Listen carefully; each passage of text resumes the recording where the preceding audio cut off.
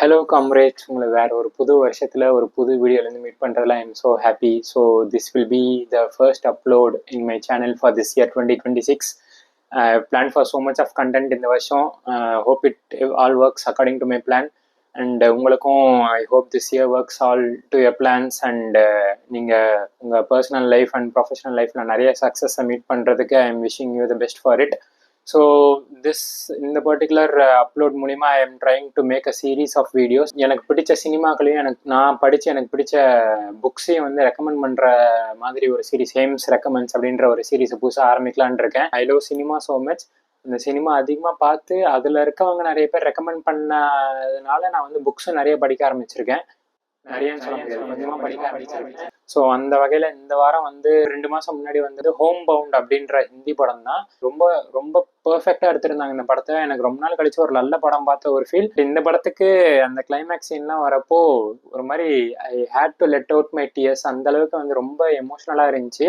It's based upon a true story. படம் வந்து it was absolutely phenomenal. So இந்த படத்தில் வந்து ஈஷான் கட்டேர்ன்ற ஒரு ஆக்டர் தான் நடிச்சிருக்காரு. Sorry if I'm not pronouncing it right. So அந்த ஆக்டர் வந்து நல்லா ஞாபகம் இருக்கு, அந்த தடக்குன்ற ஒரு ஹிந்தி படத்துல வந்து ஹி மேட் இஸ் டெபியூ. அவர் கத்துக்கிட்டு இருக்காரு, அவர் அந்த லேர்னிங் ஃபேஸ்ல தான் இருக்காருன்னு பாயிண்ட் அவுட் பண்ணி காட்டுற மாதிரி நிறைய இடம் இருந்துச்சு. பட் இந்த படத்துல வந்து I don't seem as that actor anymore. அந்த ஈஷான் கட்டாருன்ற அந்த ஆக்டரை தாண்டி I saw him only as that character that he played. அந்த முகமது ஷோயப் அலி அப்படின்னு சொல்லிட்டு ஒரு கேரக்டர் பிளே பண்றப்பாரு. படம் ஃபுல்லாவே நான் அவர் அந்த கேரக்டரை மட்டும்தான் பார்க்க முடிஞ்சது. எனக்கு அந்த இவரு தான் அந்த தடக் படத்துல நடிச்சதுன்ற அந்த ஒரு ரியலைசேஷன் வரதுக்கு எனக்கு ரொம்ப நேரம் ஆச்சு. சின்ன சின்ன ரோல்ஸ் நிறைய பேர் பண்ணியிருந்தாலுமே வந்து everything felt so impactful. இப்போ நான் வந்து எப்படி ஒரு அண்டர்ஸ்டாண்டிங்ல இருந்தேன்னா, எனக்கு அந்த first wave of COVID hit பண்ணப்போ I was in one such beautiful phase of my life. அந்த என் ஆஃபீஸ்க்காக ஒரு ட்ரைனிங்க்கு மைசூரில் போட்டாங்க. ஸோ அங்கே I was just enjoying with my friends that I got. ரொம்ப நல்லா இருந்துச்சு. பட் சடனாக அந்த கோவிட் வந்ததுனால we had to come back to our houses. So அப்போ வந்து I was cursing this, I was still அந்த படம் பார்க்குறதுக்கு முன்னாடி வரைக்குமே வந்து நான் என் ஃப்ரெண்ட் தான் பேசினேன், பச்சா இந்த கோவிட் மட்டும் வரலனா அங்கே இன்னும் ஒரு 2-3 மாதம் ஜாலியாக இருந்திருக்கலாம் அப்படின்னா நிறைய கான்வர்சேஷன்ஸ் வச்சுருந்துருந்துக்கோம். இப்பயுமே அந்த மைண்ட் லெவல் அந்த மென்டலி அந்த அந்த லெவலுக்கு தான் நான் யோசிச்சுக்கிட்டு இருந்தேன். But to see the actual impact of what COVID did அப்படின்ற அந்த அந்த ஒரு கிளிம்ஸை வந்து இந்த படத்தில் காமிச்சிருப்பாங்க. உண்மையிலேயே கோவிட் வந்து என்னென்ன பண்ணிச்சு, அதுக்கு லைக் ஒரு சாதாரண மக்கள் வந்து எப்படி ரெஸ்பாண்ட் பண்ணாங்க அப்படின்னு பார்க்குறப்போ now I feel like very awkward on telling all those things. இந்த கோவிட் வந்து என் லைஃப்பை ஸ்பாயில் பண்ணுறச்சுன்னு சொல்கிற அளவுக்கு I didn't had anything to lose in my life. ரொம்ப ஒரு ப்ரிவிலேஜான லைஃப்பில் தான் நான் வந்து இருந்திருக்கேன்.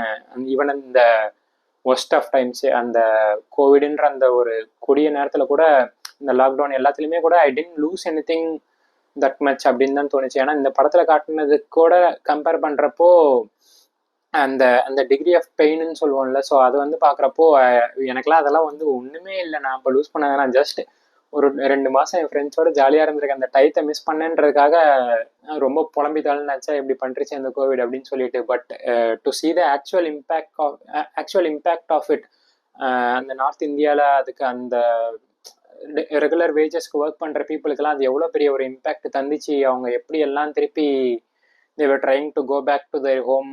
அந்த particular sequence like last 30-40 minutes வந்து அதை பற்றி தான் இருக்கும். I don't want to spoil more on it. அப்புறம் மொத்த கதையை நான் உங்களுக்கு சொல்கிற மாதிரி ஆயிரும். ஸோ அந்த அந்த போர்ஷன்லாம் வந்து like again that's one part of the movie தான். ஸோ அதுக்கு முன்னாடியுமே இந்த படத்தில் நிறையா எல்லாருக்குமே தெரிஞ்சிருக்க வேண்டிய நிறைய விஷயங்களை பற்றி பேசியிருப்பாங்க. So it was very impactful watch for me. So that's what I wanted to highlight in this particular movie.